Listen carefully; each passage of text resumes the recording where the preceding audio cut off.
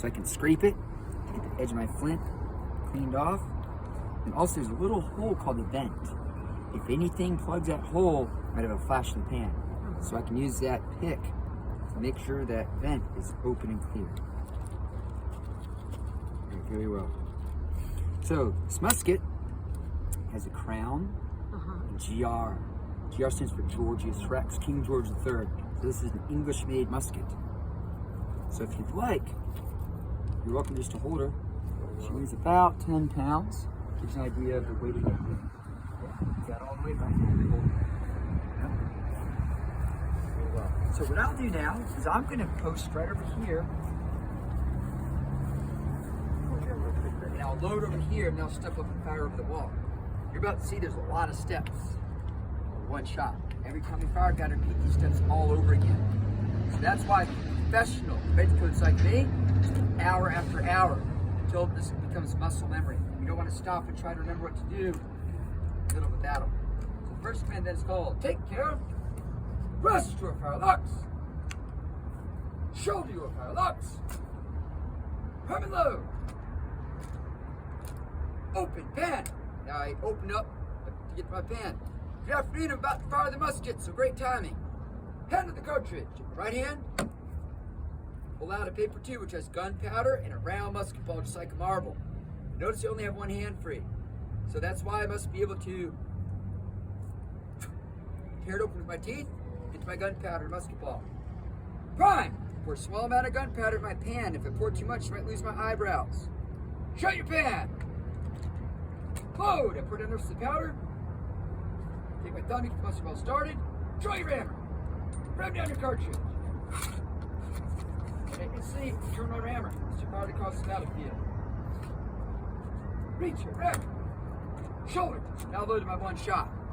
Now that I'm loaded by complete cover, I can firing step march. Back ready. Click. I'm now ready to fire full cock. Freeze. On. Last command is fire. When I pull my trigger, flint striking steel. Hopefully it'll give me enough sparks to knock my gunpowder. I say hopefully because you have a 20% misfire rate. Figures when I line up together. So if one of us has a click or a flash of pin, we can cover each other. I will now fire 2 shots. Ready, freeze, set, fire. Half cock, fire lock, prime and load.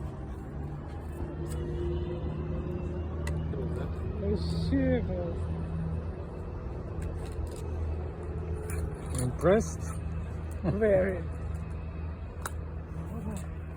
Ready, freeze, set, fire. That's an illustration of how unreliable the flintlock is. Failed to get enough sparks. Half cock, fire lock. Train pan.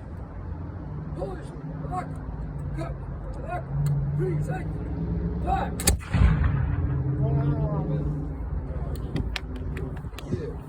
So that was one musket. This charge of hundreds of muskets and rifles, dozens of cannon.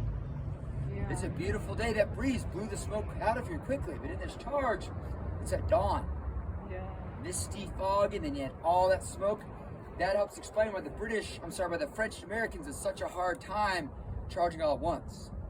But finally, I invite you all to stand up and practice up here. Because as the French and Americans slide down the ditch and crawl 15 feet through the mud and blood to get to the top of the wall, the British are here to wait for them. And as soon as they poke their head up there, they can put a bayonet right between their eyes. You see how far my bayonet reaches. Yeah. So the British have a huge advantage in the fighting that happens all along the top of the wall right here as well. All right.